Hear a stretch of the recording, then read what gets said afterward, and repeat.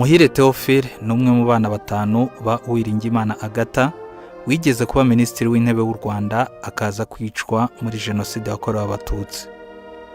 Tumusanze ku gicumbi cy'intwari Remera aje kunamira umubyeyi we Uwiringiyimana Agatha, umwe mu ntwari u Rwanda rwibuka buri mwaka.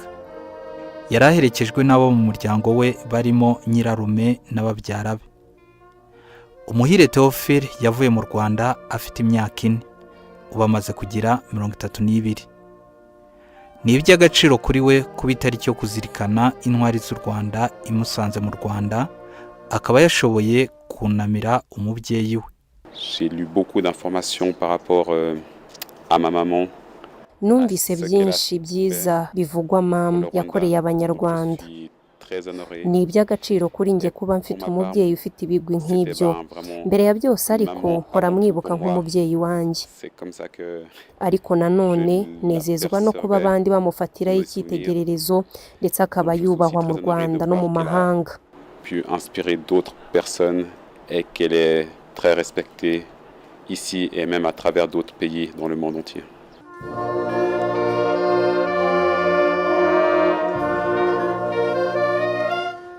Buri mwaka tariki ya mbere Gashyantare ni umunsi w'ikiruhuko mu Rwanda.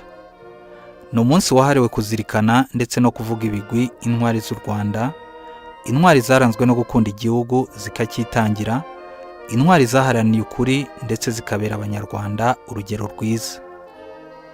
Ni umwanya Abanyarwanda bongera kwibuka ibikorwa by'indashyikirwa byaranze intwari z'u Rwanda, zaba iziriho ndetse n'izatabarutse. Uyu munsi uhabwa agaciro gakomeye mu Rwanda kuko umuhango wo kuzirikana intwari z'u Rwanda uyoborwa na Perezida wa Repubulika. Ni ku nshuro ya 29 u Rwanda rwizihiza umunsi mukuru w'intwari. Perezida Paul Kagame ari kumwe na madamu we Jeannette Kagame bahaye icyubahiro intwari z'u Rwanda, bashyira indabo ku kimenyetso cy'ubutwari, nyuma bafata umwanya wo kuzunamira.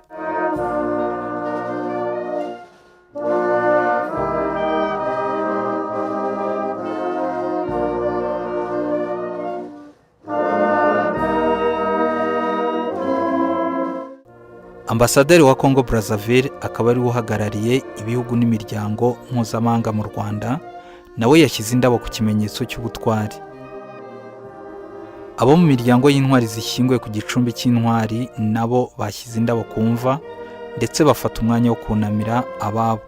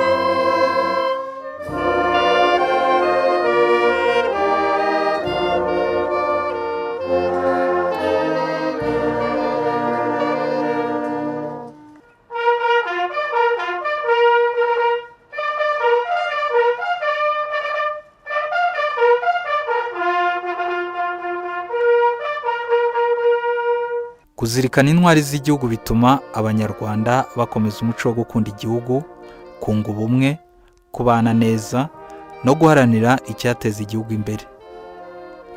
Intwari z'u Rwanda zibukwa tariki ya mbere Gashyantare ziri mu byiciro bitatu: Imanzi, Imena n'Ingenzi.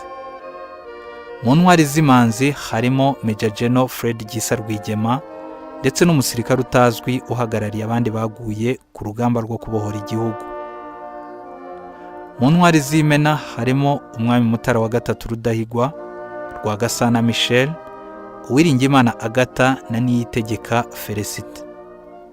Hari kandi n'abanyeshuri bigaga i Nyange banze kwitandukanya ubwo baterwaga n'abacengezi mu mwaka w'1997. Intwari z'u Rwanda zizahora zizirikanwa kubera uruhare zagize mu guharanira ubumwe bw'Abanyarwanda, kurinda ubusugire bw'igihugu, kurwanya akarengane no guharanira iterambere.